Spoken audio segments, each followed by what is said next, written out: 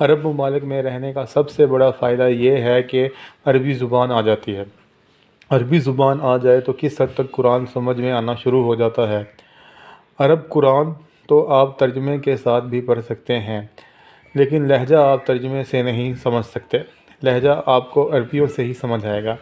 جیسے کہ میرے اسٹور میں جب کوئی بچہ اپنے والد کے ساتھ آئے تو والدین شاپنگ کر کے بل پے کر کے جانے لگے۔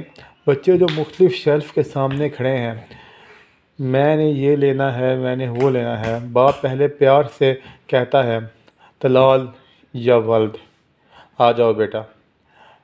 بیٹا پھر بھی کھلونوں والی شیلف یا چاکلیٹ سیکشن پہ کھویا ہوا ہے تو اس کا بس نہیں چل رہا کہ سب کچھ اٹھا لیں۔ پھر باپ سختی سے کہتا ہے ہئی، دوڑ کے آؤ۔ ہئی کا مطلب ہے کہ دوڑ کے آؤ۔ محسوس کیا ہے کہ جب تھوڑی سختی سے کہنا ہو تو لہجہ تھوڑا حتمی کرنا ہو تو الفاظ بدل گئے۔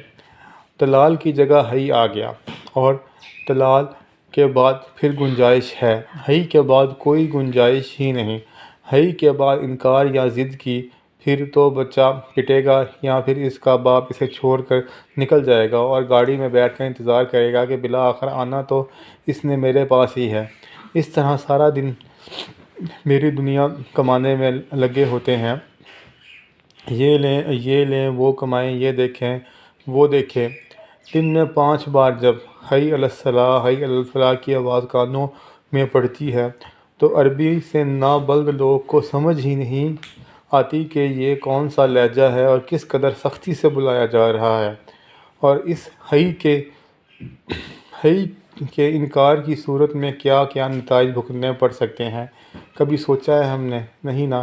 انکار کی صورت میں یا تو دنیا سے ہی پٹائی کا سلسلہ شروع ہو جانا ہے یا خالق نے ہمیں ہمارے حال میں چھوڑ دینا ہے کہ آنا تو اس نے میرے پاس ہی ہے۔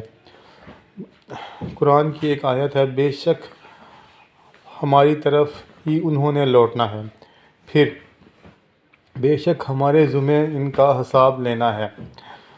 وما علینا الا البلاغ۔ اللہ حافظ۔